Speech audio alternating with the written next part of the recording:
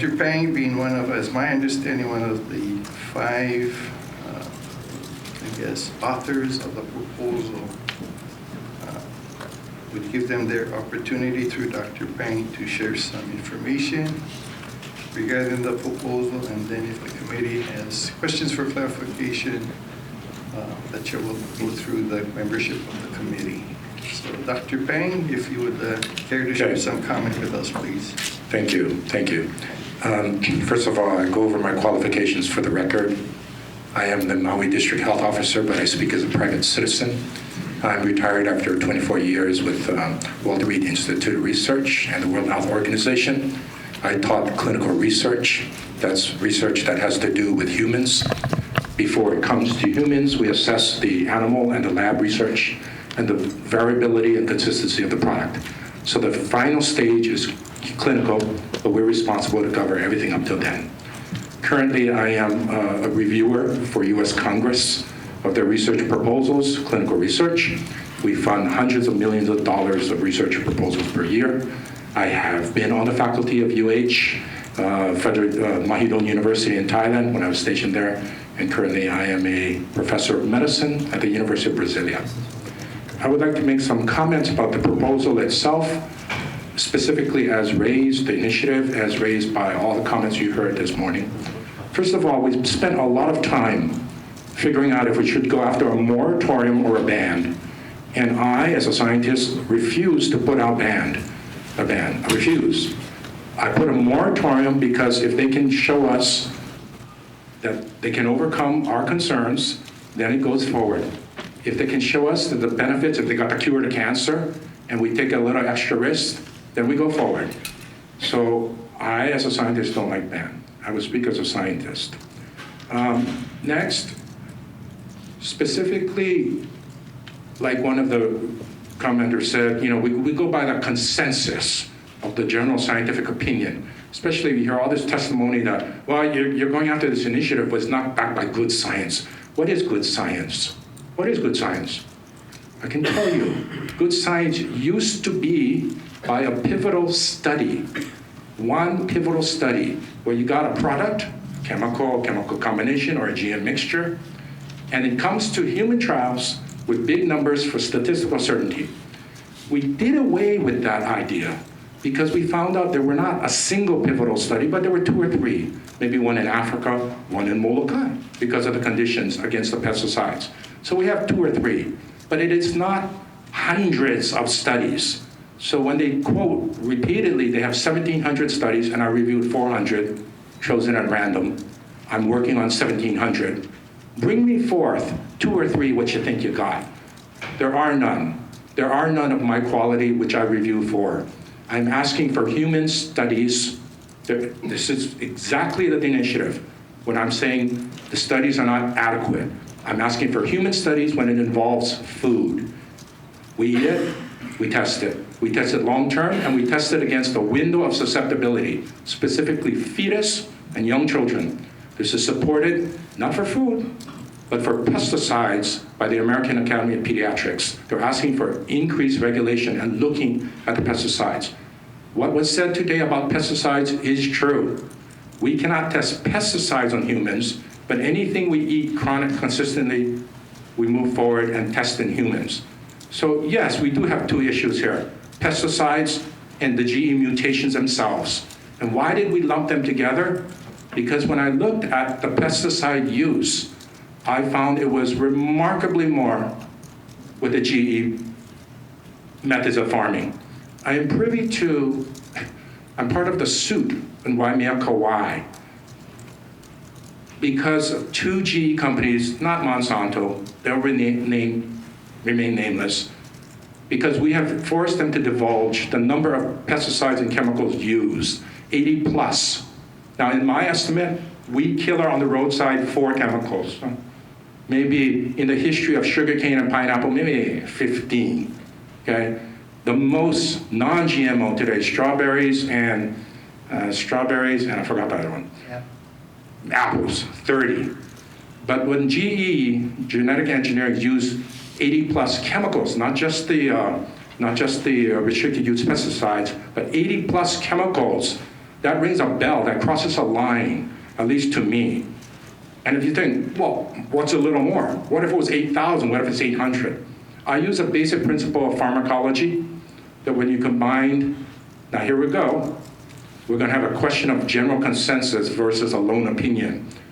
The chemicals combined have a new effect that we don't know about and have to be studied than each component alone. I'm not saying it has an effect, but you have to look for it. It's either antagonistic and blocking, there's no effect, or they additive or synergistic. And when I calculate 80 pesticides, I come up with a trillion, 10 to the 24th possible combinations which we have to worry about. A trillion. I think I wasn't the one who coined the term cocktail, but I'm proud to use it. Now, if you say, wait a minute, you mean we're combining 80 pesticides at once? I never said that. Every time I talk about the cocktail, I define what a combination or cocktail is. You could apply it together. You could apply it separately. Well, how far apart is separately? It depends on the persistence in the environment or in the human body. Some of these things in general, pharmacology, half-lives, we use 5 half-lives, which could be 100 days. When they overlap in the body and environment, to me, that's a combination effect, whether or not you apply them together. And finally, for the human body and the environment, when the damage they cause, although the chemicals never see each other, when the damage they cause doesn't cure by the time the next chemical comes along, or next 5 chemicals comes along, that's combination toxicity. Now, today we heard all about this thing. This is a strange argument, toxicity, Mr. Cocktail. And today we heard from the EPA, wasn't it, commenting about, some of you asked point blank, are you testing the combinations? With long silence, and they say, well, we have this different approach. We have an approach. We can't test 10 to the 24th. I have offered repeatedly a solution to test the mixture. I call it the stew. That's how we test a lit cigarette. Lit cigarette, 500 chemicals. We test all at once in the burned cigarette. Creosote. I have said that. But today we heard from the EPA that they kind of look at the separate components, look at common pathways, and go with that, because that is what the National Academy of Science, NAS, proposes. I read the NAS, I quote the NAS. I pulled their paper, the one they referred to. I gave you a handout. That's not what the EPA was saying this morning. The NAS says to test the cocktail mixtures, test the entire mixture, especially when the number of components is high, like above 9. That's when the combination theory, selecting separate ones, break down. It actually says the EPA's position is a little bit opposite of what they have. So all I ask is that when the EPA quotes their own reference, National Academy of Science, please quote it correctly. And I can quote, this chemical, this is a big deal from them. I will just read one line here. It is highly relevant to examine the frequency at which environmentally relevant chemical mixtures, that means you don't have to put them together, they were there together in the environment, elicit cumulative toxicity. That's the National Academy of Science. This is not a small issue. Now, when the GE companies use this enormous amount, that puts it in another area, okay? That's why I lump them together. I don't really care about spraying Roundup on the roadside, et cetera, et cetera. So we hear a report. Didn't you just hear a report? That when we look, the state agencies look, it's from the home users, it's from the home users. Really?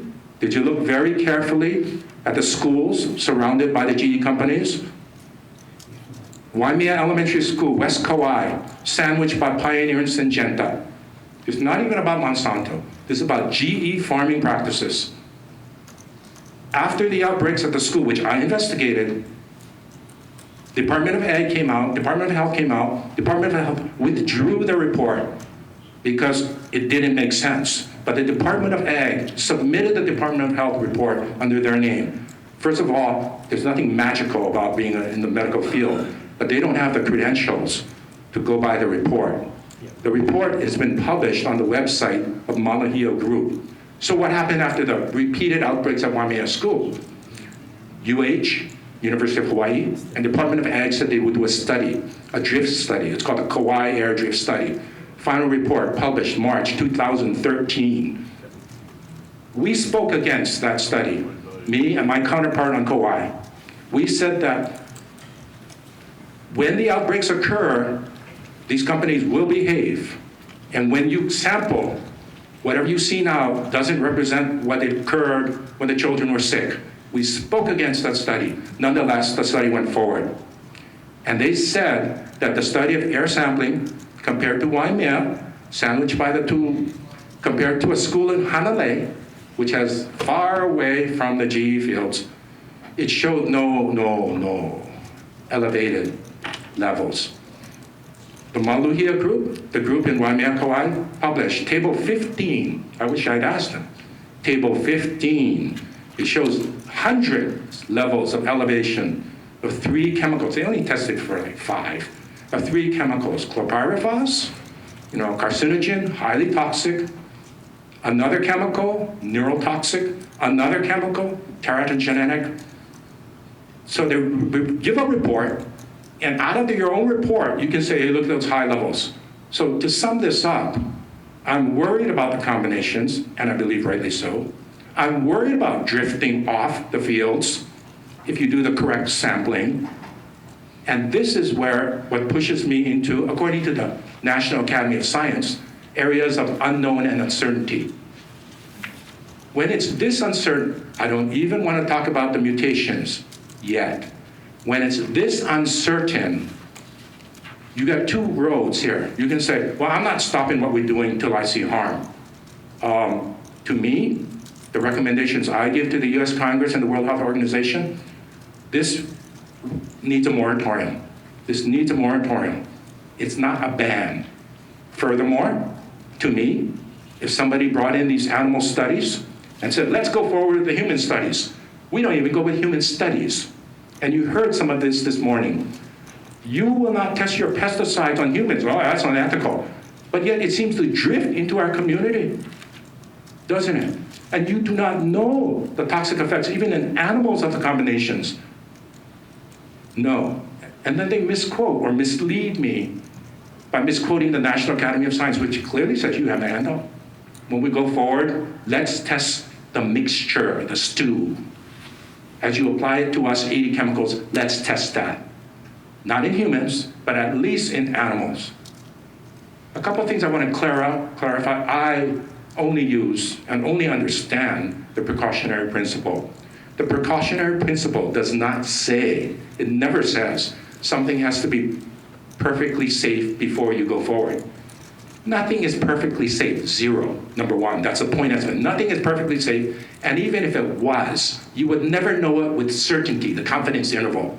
So who would in the right mind say nothing is perfectly safe? That is a straw man set up to discredit the precautionary principle. What it says is you will know the risk within relevant uncertainty levels, and we go over this repeatedly. I'm going to give chemotherapy to your mother. The risk of her dying is 20% plus or minus 3%. And the risk of cure is 80% plus or minus 25%. Now you know the risk, you will know the benefits, and you weigh it against each other. I really don't understand in this day and age how we go over again and again the strong man set up his precautionary principle. Finally, let's move to interrupt anytime you want. This is how the normal report I'm used to. Usually you interrupt when you don't think you're getting that much useful information. The GM papaya, I was very surprised that EPA said that's their jurisdiction, because one of the modified proteins put in, they consider a pesticide, okay? So let's look at the GM papaya. There's stuff in there I worry about, glucuronidase, but never mind, there's stuff I'm worried about. It is a food. Why did we not go to human trials? You heard the EPA, Dr. Wojcinski, he said, we think it's safe because the proteins of the mutation occur naturally. That's it? That's the answer? Because the proteins occur naturally. That is, what they put in occurs naturally in another virus, and they just stuck it in the papaya and express a protein. I've said this repeatedly on the Big Island. Just because it occurs naturally doesn't make it safe. Now, shall we give examples? Water. At the wrong place, wrong time, it kills you. Salt. Hepatitis B virus The exposure before the age of 3, you get liver cancer. Oxygen, wrong place, wrong time, blindness of newborns. That mutation is in every cell of the papaya with the marker I'm worried about, glucuronidase, plus the antibiotic-resistant markers. It is a question of quantity, not just quality. And I've repeatedly said this, but I refuse to debate on this issue. So I'll leave that as it is. Next, we hear the argument, we heard this afternoon, that this gotta be safe.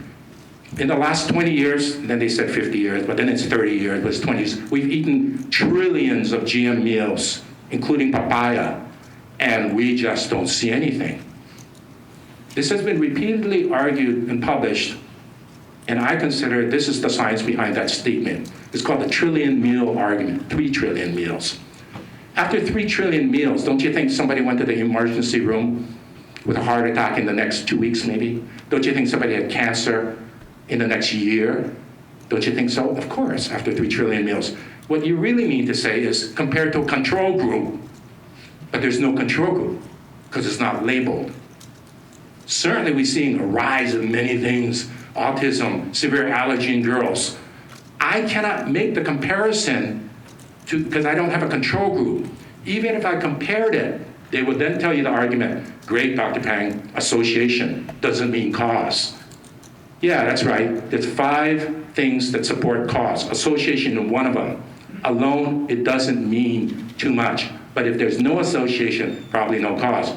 But let's look for an association, okay? That's all we're asking. We're looking at associations of autism in GM foods and glyphosate. Continue on the 3 trillion meal argument. How many trillion cigarettes did we smoke before we figured out that in 1950 it causes lung cancer? In 1950, the Ochsner brothers, Tulane University. I think we smoked about 7 trillion cigarettes, maybe plus or minus 3 trillion, before we saw it cause lung cancer. So 3 trillion doesn't mean a whole lot. And at least in cigarettes, we could solve it because it was labeled. He smoked, he didn't. GM food is not labeled.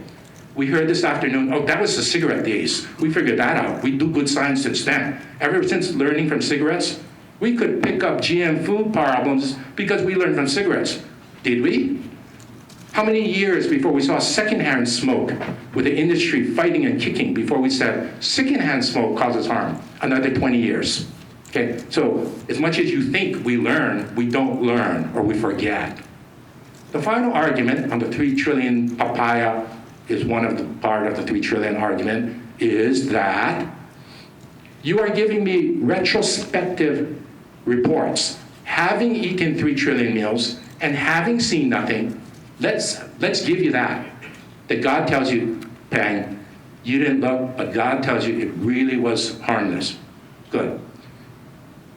30 years ago, before we started eating the stuff, you didn't have this data, did you? And you are supposed to take a product which is unknown in the health field, because you don't have the 3 trillion meals, not 30 years ago, and you are supposed to present it to a community and say, here's the risk and benefits, precautionary principle. We saved the papaya industry, and we kind of don't know what this will do, the health effects. We certainly don't have 3 trillion. You can tell them, we think the proteins occur naturally, but some people say in this amount, that's pretty unnatural. So was there written informed consent? That's how you clear something that's not fully tested. Written informed consent.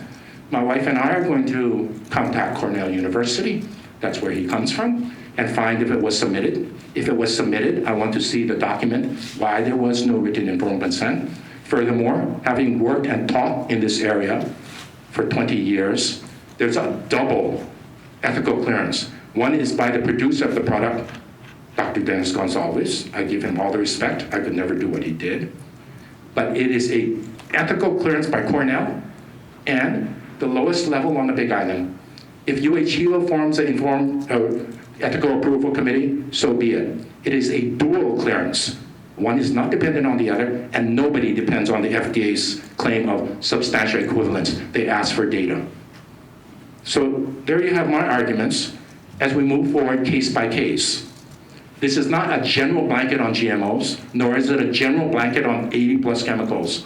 But every time they bring out a new product, I'm going to ask for the same thing. How's the written informed consent? Or do you really have proof? Did you do human studies?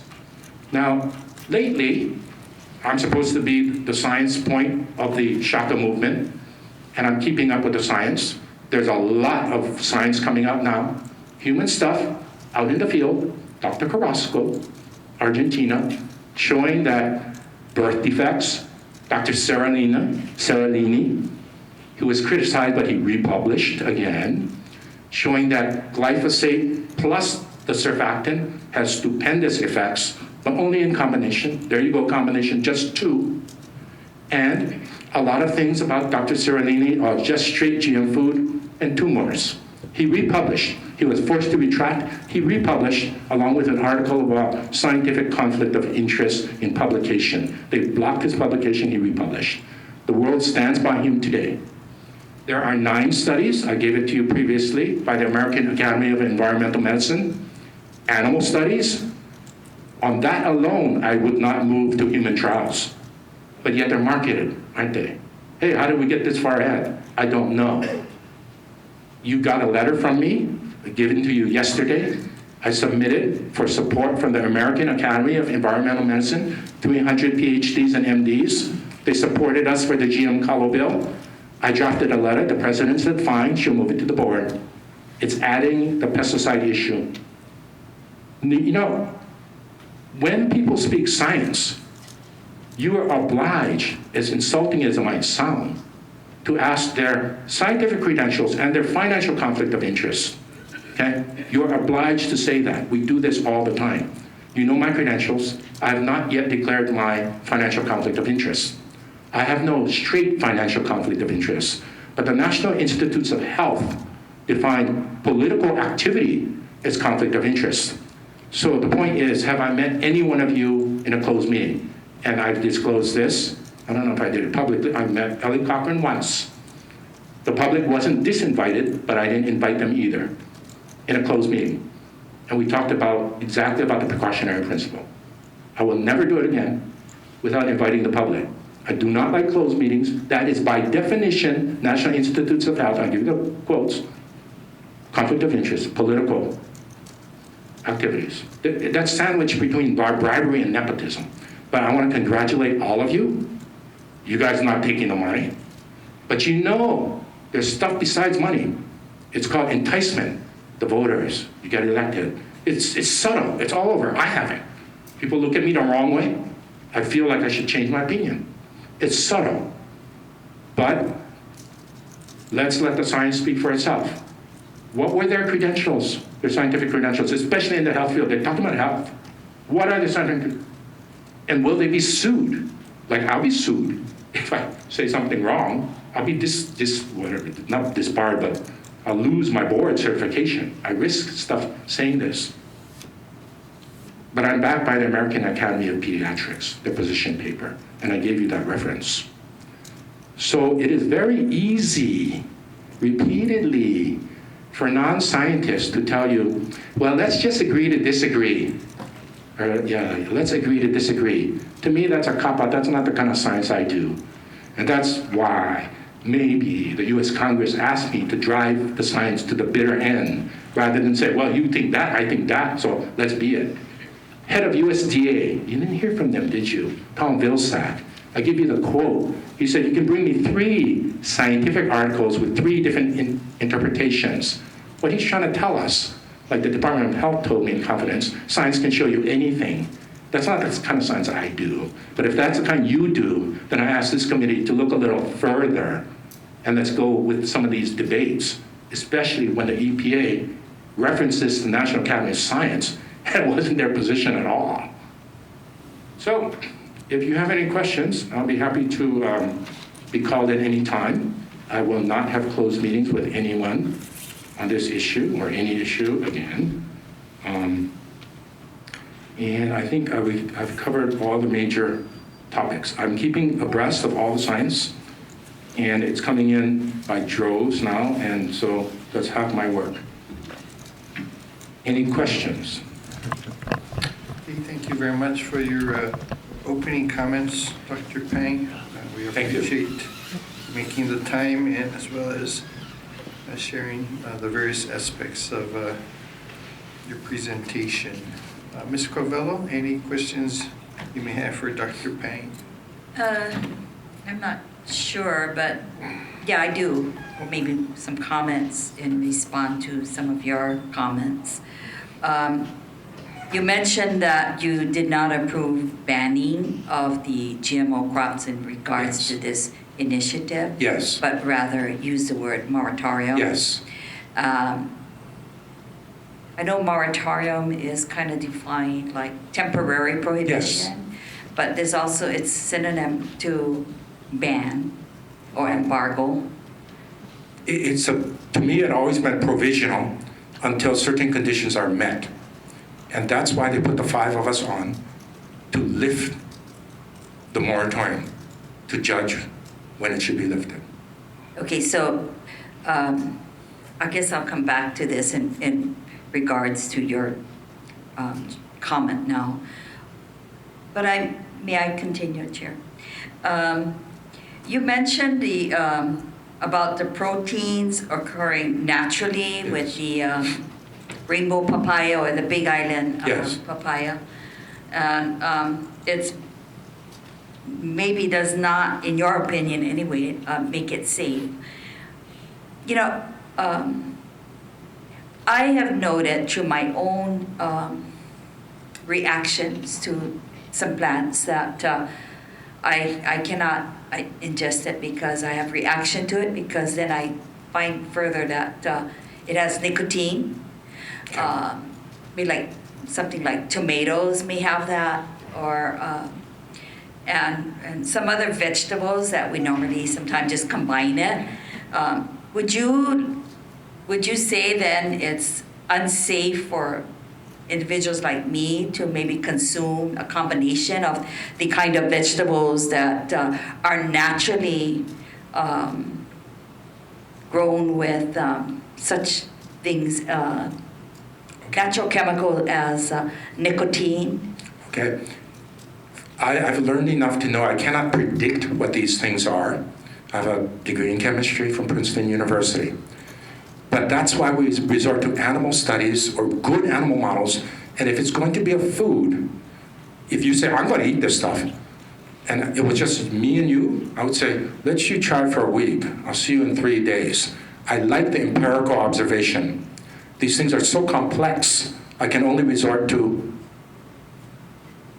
giving the thing onto the person at the dose and watching and standing back. We repeatedly see weird stuff when we give what we thought would have been safe to animals or humans.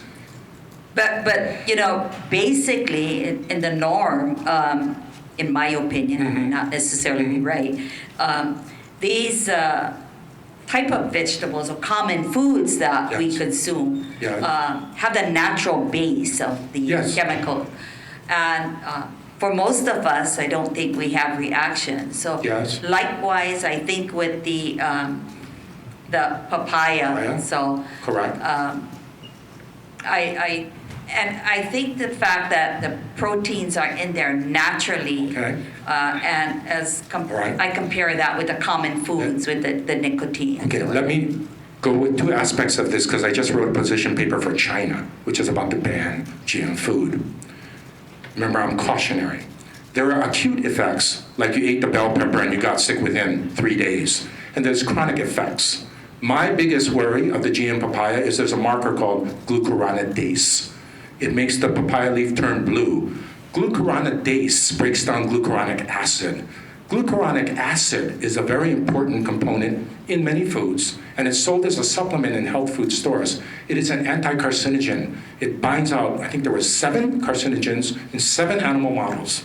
So it's good to have glucuronic acid. Guys are selling it in a health food store, which I don't agree with because that's a little too much.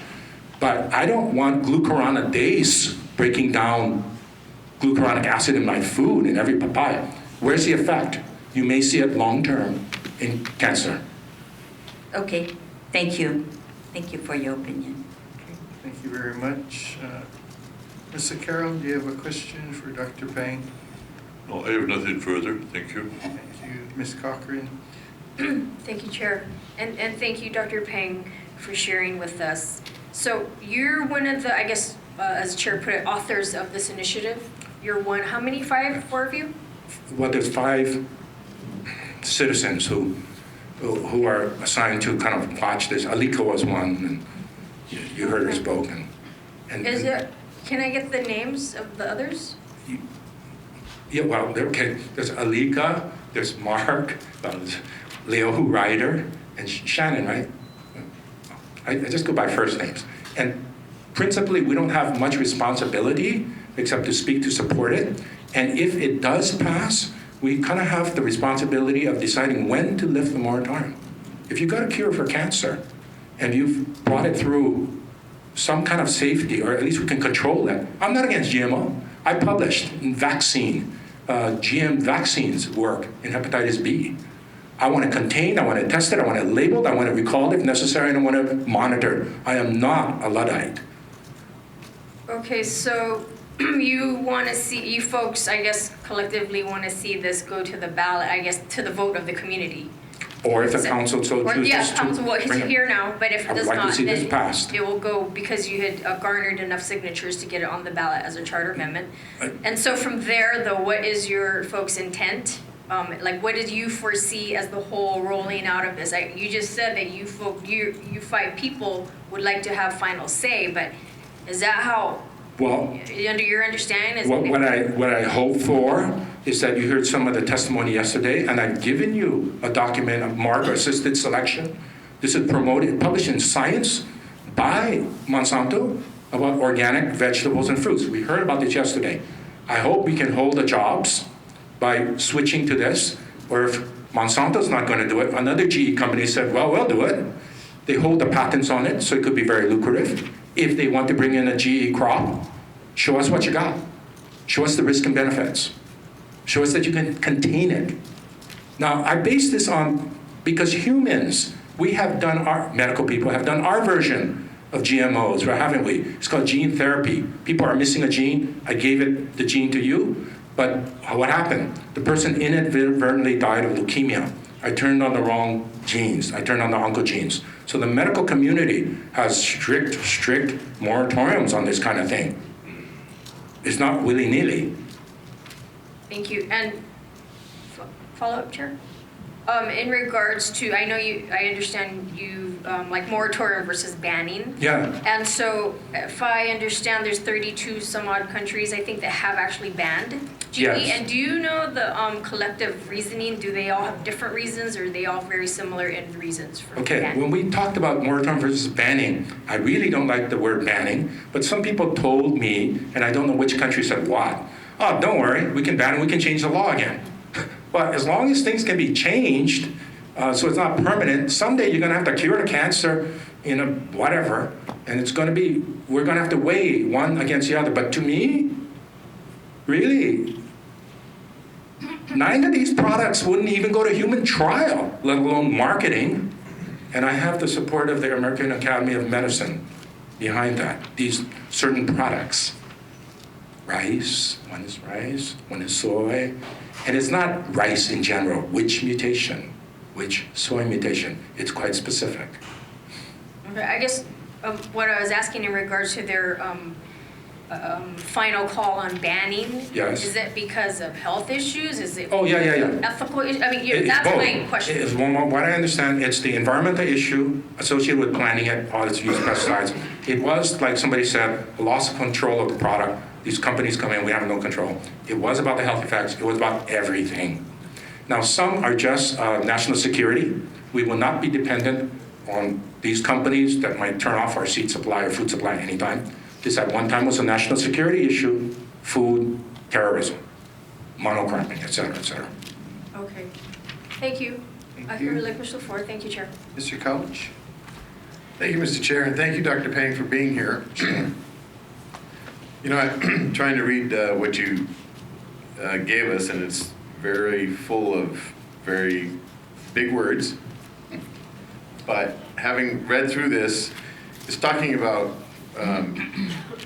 assessing the risk to endangered and threatened species from pesticides, and it Yes. talks about a little bit of your mixtures.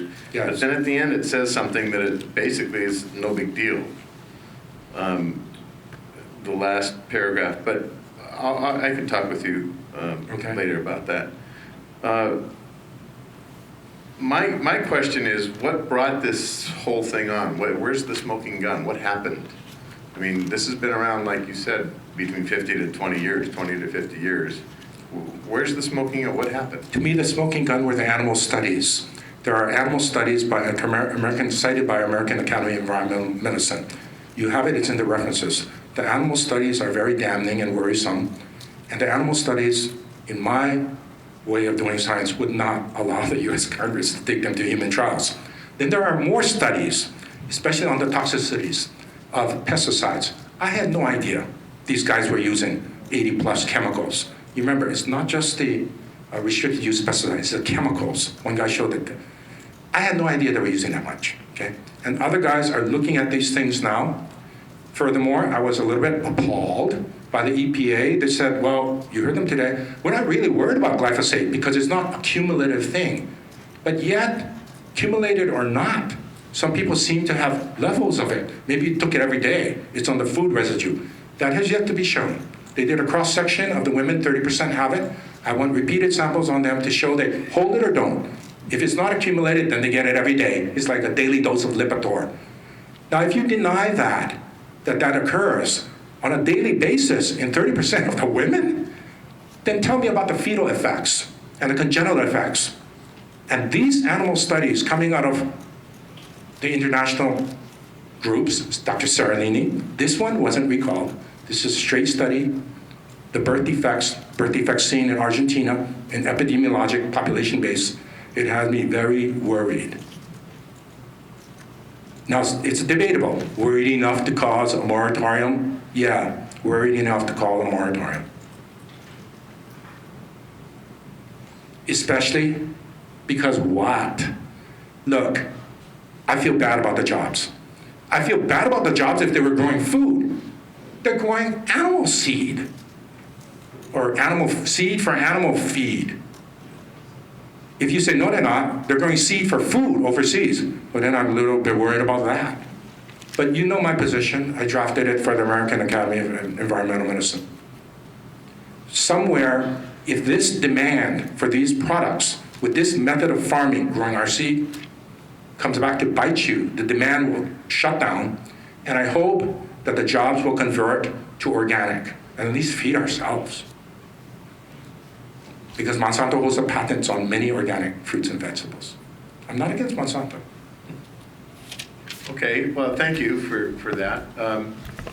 The other, I know you told me when I was back there, you said, you should question people's credentials, and I'm not questioning yours, I just want to know a little bit more about this congressional.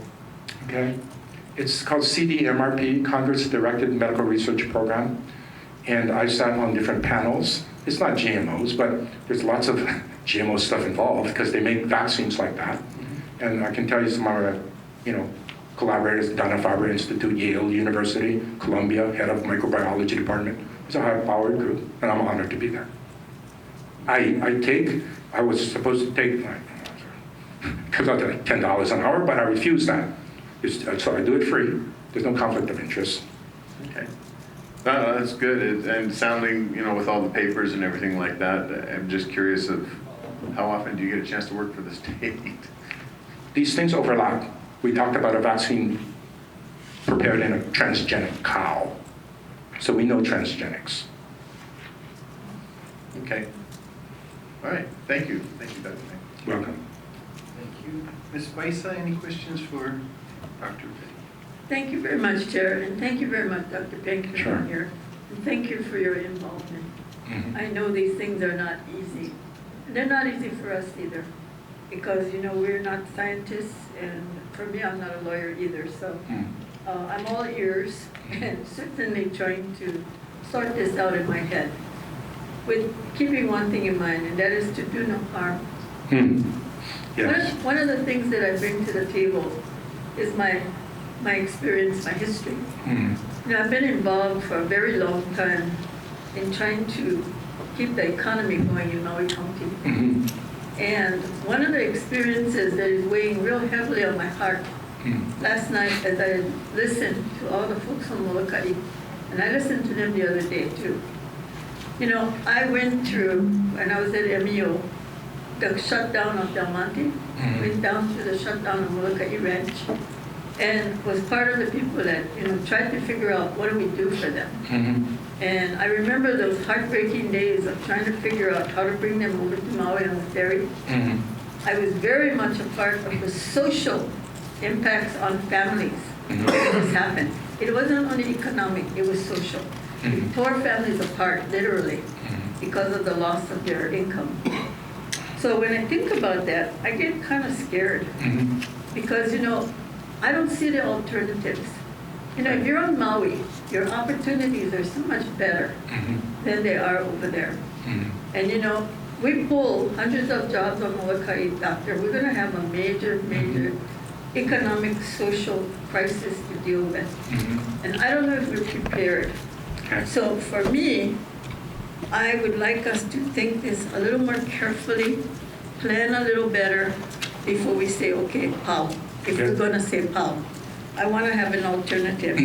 And, you know, I also bring the familiarity with farming attempts. Mhm. I was involved with Larry Jeffs and the, you know, the things he went through. He was doing great farming on Molokai, and he had a terrible time with logistics, and that's why he moved it to Kunia. Mhm. And, you know, Molokai is not the ideal place to transport goods out of there, even though it is wonderful, wonderful land, and it grows beautiful, beautiful stuff. It's the logistics and that kind of stuff. So that's the number one thing that is just, like I said, tearing me apart, because I just don't know how to deal with that. Okay. I have three things to say. I'll say it real quickly. I was giving testimony for Nawaiʻeha, letting the streams flow. And the company said that we don't have one drop to spare. We're going to shut down and take out all the jobs if you take one drop.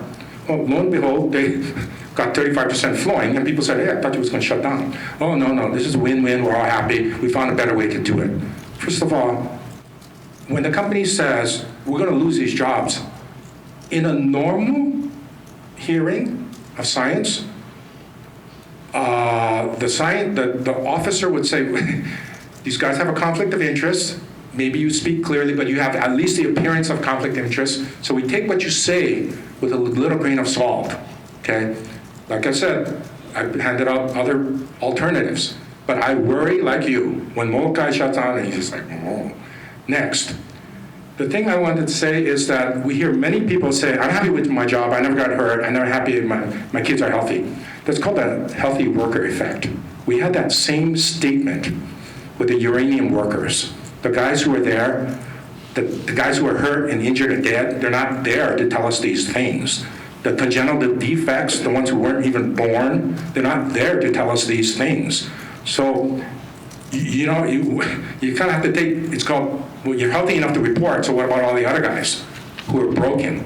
Are there broken people? Yes. They've come to me for the last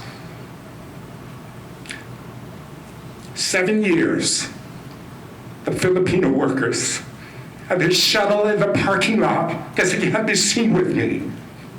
And I called the Department of Labor, and I'm waiting for their response. You're a nurse? Shall we see them together? They come to me in Kauai. They're the workers.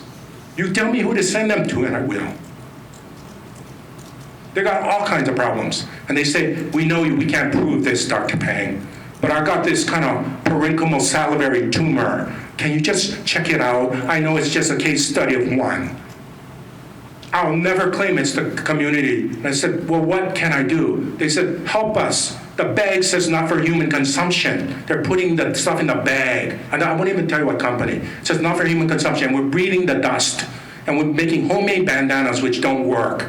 And they're shuttling back and forth between a paralegal because they can't be seen with me in the parking lots. So I called the Department of Labor. And I said, the bags is not for human consumption. We're loading it. The dust is inhaled. And they said, yeah, but they're not eating it. And I said, they're breathing it. They said, are you a doctor? I said, yes. They said, we'd get back to you. It's been 5 years now. I've called them twice. They haven't gotten back to me. Department of Labor. So where's that regulatory agency? Who oversees that? There's stuff going on, Gladys.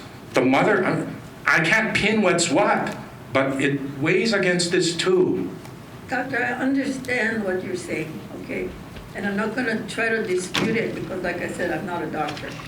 However, there is a reality here of a family that all of a sudden is faced with its income withdrawn. Yes. How do they survive? You know, it's not funny when the wolf is at the door and you can't pay the house payment and you can't buy food. It's very scary. I just want to make sure that we are aware of what we might be doing, and it's not an easy answer. So please understand how difficult this is for us too. Thank you. That's fine. Thank you. But if you have a suggestion, put it in. We can modify it. I mean, there must be a way around this. There always is. Reasonable people can sit down, I believe, and come up with solutions. Thank you. Thank you. Mr. Guzman? Thank you, Chair. Thank you, Dr. Pang, for being here, and thank you for your information as well. It's very informative. I have a few questions. Well, let me start off, Chair. I have the same sentiments in terms of Chair Baisa. I mean, I really do feel for the people in Molokai, and if there's a way that we can work together and solve this, then that is the best approach. But at this time, we're faced with dealing with this ordinance, and I would like to ask Dr. Pang a few questions in regards to the ordinance itself. On page 8, when we're talking about the first phase,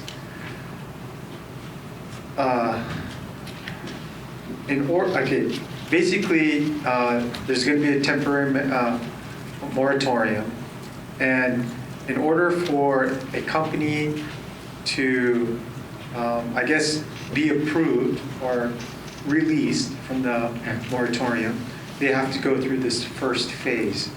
Now, you mentioned here as a joint fact-finding group is chosen and convened by the Maui County Council of Scientists and Health Experts, free of GE industry ties. I don't know the mechanism of how that's going to be conducted, and if you can explain what your methodology is here, and who is the ultimate authority that says that they're released from the moratorium, and if that in combination with some of the testimony that I've heard is that, will one study be enough, or are we going to be asking for more and more proof and more evidence? Where is the ultimate authority to finally say this company is released from the temporary moratorium? I just trying to understand the language here in the first phase. First of all, it will be, as far as I understand, I will try to influence, it will be released on a product-by-product basis. It won't be a company. They got product X, we release it or not.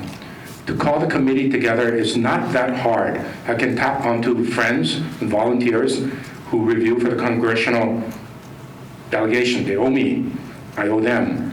We have many international people. We will try to keep it fair, so they're not either for or against it, and they certainly won't have financial conflict of interest one way or the other.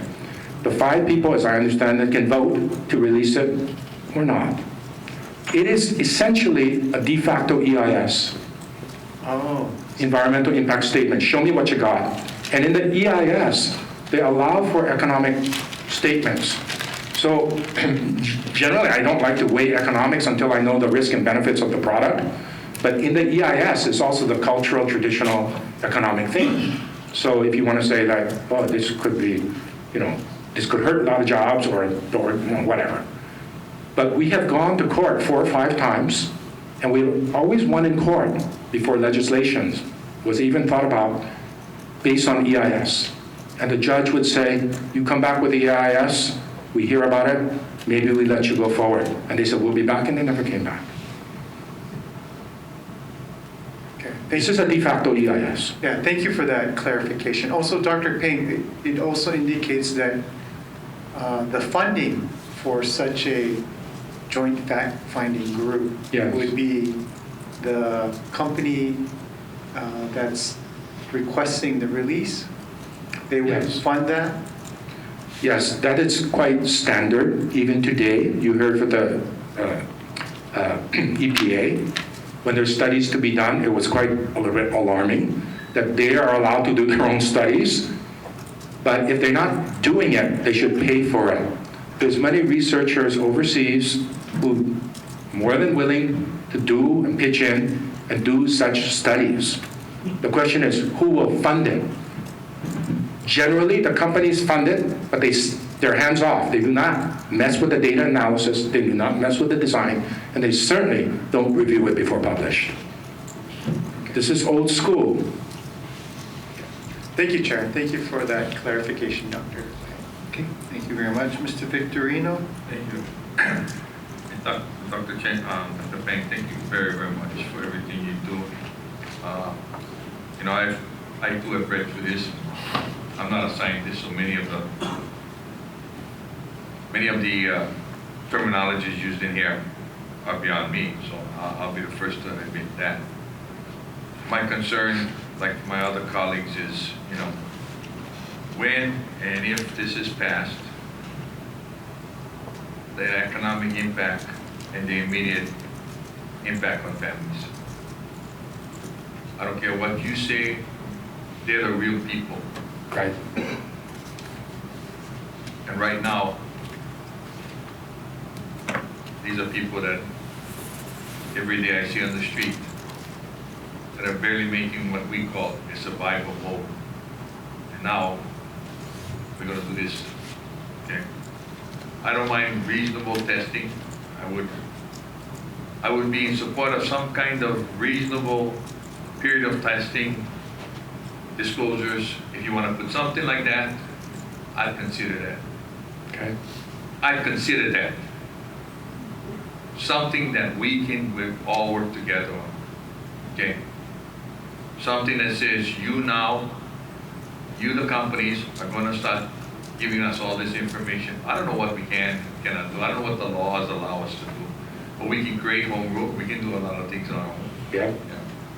But an outside moratorium is not where I want to go. Okay. Not where I want to go. I'll tell you that straight. Ban, moratorium, I don't care what word you use. You hurt people. You hurt people. And so there's got to be another methodology. There's got to be another methodology. And I have committed to the other guys, and I'm willing to sit down so long as everybody leaves their ego at the door and they're willing to come in with facts. Facts, bring me facts, okay? Everybody, bring me facts. No innuendos, no accusations, not I heard from my auntie, my uncle, or somebody else. Bring me facts, and let's work it out. Do that, and I can support this. Beyond that, I'm sorry. Okay. You know how I am. Yeah. You know how I am. And I respect you, and that much, you know, I like what you have, you know, we've sat down and talked, not about this, but a lot of other things. While we were in jail for MDA, we talked. That's different jail. That's public. That's public. Yeah, it was in a public place. Yeah, that's good fun. So, but I would, you know, Dr. Pang, I want facts, and then let's see what we can work out with everybody, so that nobody is adversely impacted in this. From those who are not born, those who have died, and all the workers in between. The public needs that. Thank you. Thank you, Chairman. Let me just say that the last 3 comments or so seem to be hinging on jobs. And this kind of measure passed in Big Island because no jobs were at stake. This kind of measure to block GM Kalo passed because they weren't growing GM Kalo, they were growing Kalo. So jobs weren't at stake. The other thing some of you remember when C9 was added to our water country, C9, who did we deal with? Did we deal with the EPA? Yeah. Did we deal with the company? Well, I can barely remember. They're Calgon. Did we hear from the citizens?